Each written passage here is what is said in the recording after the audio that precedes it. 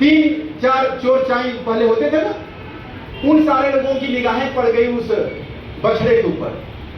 क्या ये बछड़ा तो बड़ी खूबसूरत है, कुछ ऐसा उपाय बनाया जाए कि इसको कम रेट में खरीद लिया जाए। अब ये चारों मिलकर के जालसाजी बनाए, चोर चाई जो थे, और सब कुछ अंतराल पर बिखर गए रास्ते में। तो पहला जो मिला, कह रहे बाबा जी क्या बात है, ये तो बकरी बड़ी बढ़िया ने मिल गई, कहां से आ रहे हैं? कहीं बकरी ये तो बछड़ा भाई साहब, कम बछड़ा। अब वो हंस तो निकल गया, वो आदमी हंसते हुए निकल गया कह के इतना, और हंस के निकला, लेकिन यह प्रश्न उनके दिमाग में छोड़ गया, क्या हम बछड़ा लेके जा रहे हैं, बकरी बड़ी खूबसूरत लेके आ रहे हैं। फिर आगे बढ़ा और कुछ दूर जाते जाते एक चोर फिर मिला और कहा, अरे बाबा जी ये बकरी कहाँ मिली आपको? हमें कैसा बकरी तंदुरुस्त वाला दिलवा दीजिए थोड़ा। पहले अब तुम्हें दिखता है ये बछड़ा की बकरी है? कहने नहीं, ये तो बकरी, क्या बात करते हैं आप?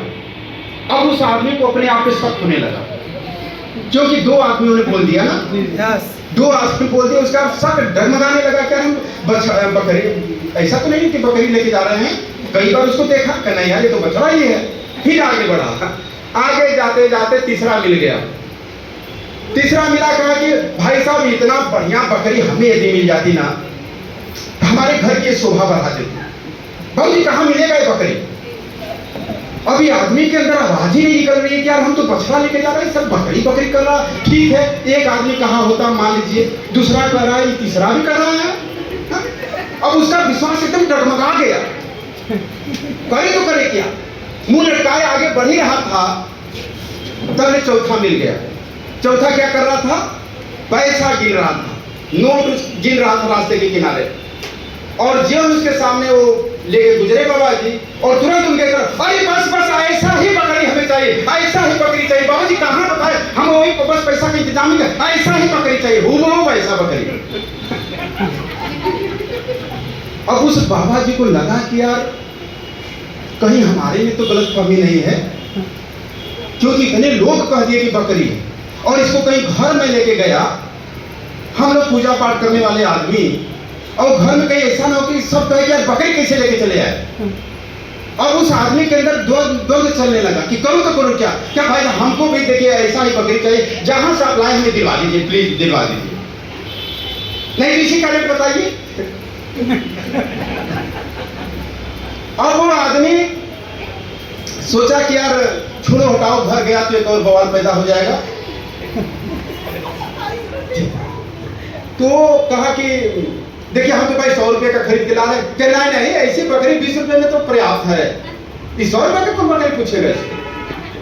हाँ भाई आपकी तंदुरुस्त बकरी है, आपको अधिकतम मैं 40 रुपया दूंगा। अब वो बाबा जी यही सोचने लगे कि चला यार 60 रुपए का नुकसान ही सही, कम से कम घर में गाली गलौज तो नहीं सुनेंगे। हाँ?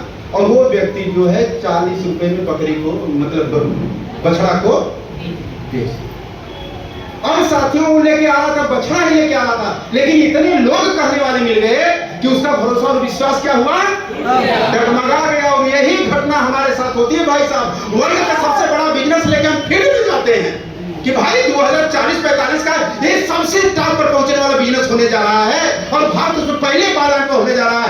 इतने बड़े बिजनेस को लेकर लोगों के बीच में जाते हैं, लेकिन जो ही 10 लोग, 5 लोग, 8 लोग, 2 लोग मना करने वाले मिलते हैं, भैया हमारा भरोसा डगमगा जाता है और लिया करके झोला झट्टा घर पे होता ही नहीं होता। अपने आप को मजबूत करिए, भरोसे को मत डगमगाने दीजिए भाई साहब। जब संख्या ज्यादा होती है किसी के प्रति बोलने की, तो क्या सही बोल रहा है या नेगेटिव, इससे नहीं मतलब होता। लोग उसी पक्ष में ज्यादा हो जाते हैं जिधर ज्यादा संख्या होती है, लेकिन धीरे धीरे समय परिस्थितियां बदलती है साथियों।